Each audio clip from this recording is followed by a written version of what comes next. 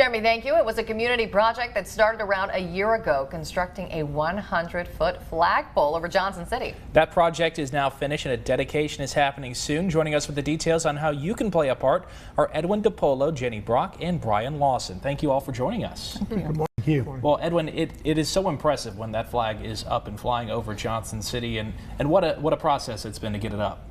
It's been a terrific process. The community just gelled around the whole thing when they heard about it. Jenny helped amazingly, and Brian drove the project, so I'm going to let him talk. No, we had donations came from individuals brought in a $5 bill. Okay, other people wrote checks. We had companies and corporations locally that wrote a good sized check for us and helped it. And we all actually learned a little bit about flagpoles. So we took that little trip up to Bristol, up to their plant there, and actually saw them assemble and put together these flagpoles. And the whole project really came together as we started in early April. In April, we did the groundbreaking, and then of course in May we actually dug the big hole. And that was a big day project that went out there, taking that project, bringing together the Johnson City Public Works and Tommy Burleson Construction, Acorn, and several others. And then we began building this wall. We wanted to have a wall to mark the spot. And this wall became greater and larger than we anticipated originally.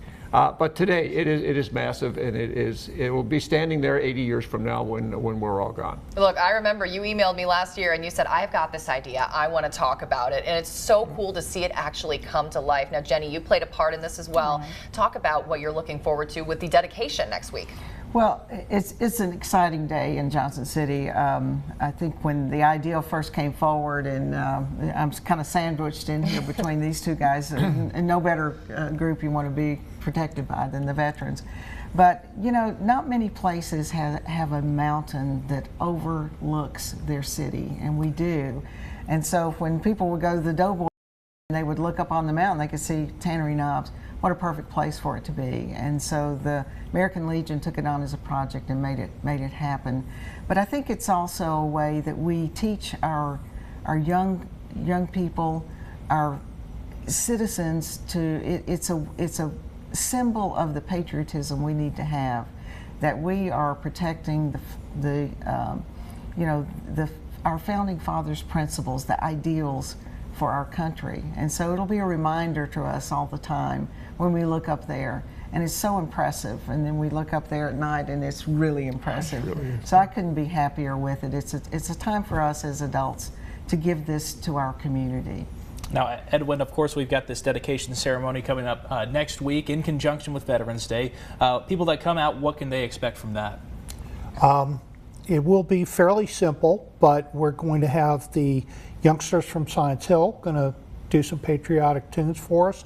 We will, our post chaplain will give a dedication. There'll be a few speeches, and the big part is we will turn over a ceremonial ratchet, the handle that raises and lowers the flag to the city. So we'll sort of be officially turning it all over to the city. But this will always be your project, and it's something to be proud of. The community can be proud of it as well, and they can participate. What do you say to people who are thinking, should I go to this? Well, I think you should go to it. We decided back in May that we wanted to dedicate this for the purpose of service, generically service, not just veteran service, first responder service, school teachers who serve the community, volunteers that serve the community, the fellow that picks up the trash in front of your house.